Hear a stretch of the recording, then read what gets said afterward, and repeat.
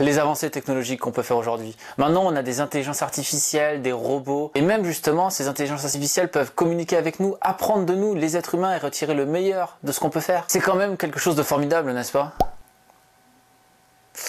Retirez ce que je viens de dire.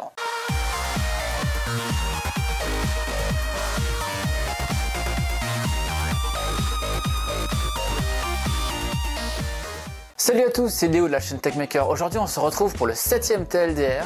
Donc les informations trop longues, donc résumées. Comme d'habitude, je vous invite à débattre dans les commentaires des différents sujets que je vais aborder lors de ma chronique. Alors surtout, n'hésitez pas à venir donner votre avis sur ces différents sujets. Tout d'abord, Red Hat est la première entreprise à atteindre un chiffre de 2 milliards de dollars en tant que logiciel open source. Open source, ça va être un logiciel sur lequel on va pouvoir avoir accès au code source. Et Red Hat est une distribution Linux qui est très axée sur la sécurité Linux justement. En tout cas, c'était le cas au début. Ce n'était qu'une distribution, mais maintenant ils font aussi de la virtualisation ainsi que de la sécurité en général. Il n'y a pas grand chose à dire justement là-dessus, c'était un sujet un petit peu light que je voulais donner justement pour dire qu'il y a quelque chose de bien qui se passe dans ce monde, pour une fois, et qu'un logiciel open source, donc un logiciel qui est basé aussi sur la communauté et sur l'entraide, car on peut voir le code source et pouvoir le modifier pour justement améliorer ce dernier, réussit à faire du chiffre, et ça peut donner aux grandes entreprises telles que Microsoft par exemple, qui commencent à ouvrir le C# en tant qu'open source. Apple, si tu passes par là, il faudrait faire pareil, et du coup clairement on en arrive à quelque chose qui est très intéressant pour le monde, parce que si tout devient open source et que tout le code du monde peut être visible,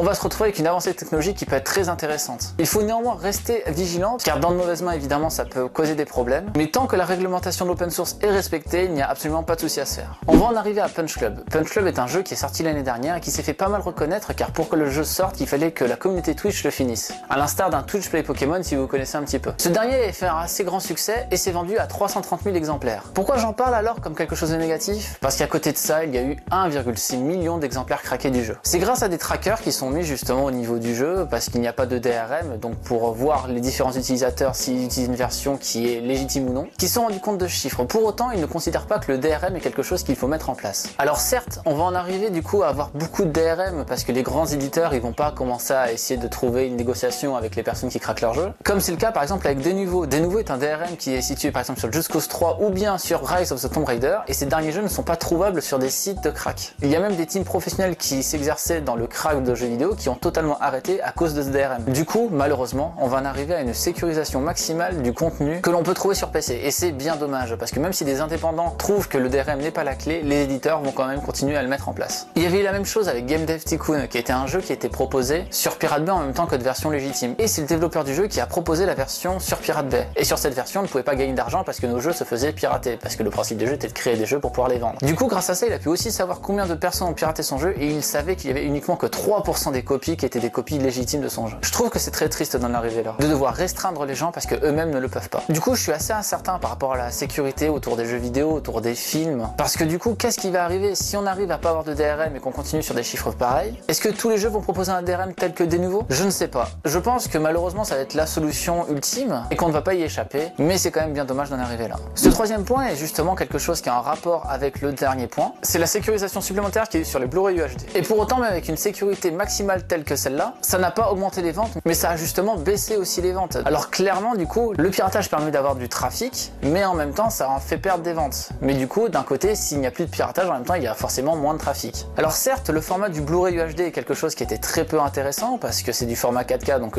très peu de gens peuvent lire. C'est du format Blu-ray, peu de gens ont un lecteur Blu-ray chez eux. Mais du coup, est-ce qu'on va arriver au même point sur le jeu vidéo, parce que ces deux points vont ensemble, parce que du coup, si on sécurise comme l'ont fait les Blu-ray, et que du coup, ça crame totalement le marché, je sais pas, dites-moi dans les commentaires ce qu'il faudrait. D'un côté, essayer de rendre les gens responsables, ou alors mettre de plus en plus de sécurité, quitte à perdre de différents formats. Et en avant-dernier point, je vais revenir sur quelque chose que j'ai dit sur un ancien TLDR, et c'est à propos de Ratchet. Mark XVI, le doubleur original de Ratchet, s'est exprimé par rapport au fait que Squeezie le remplace dans le film. Et malheureusement, c'est assez consternant. On le voit qu'il est assez dépité justement de ne pas avoir pu faire Ratchet dans le film, on lui a même pas laissé des essais, parce qu'il y a que du marketing derrière, comme je le répétais dans mon ancienne vidéo.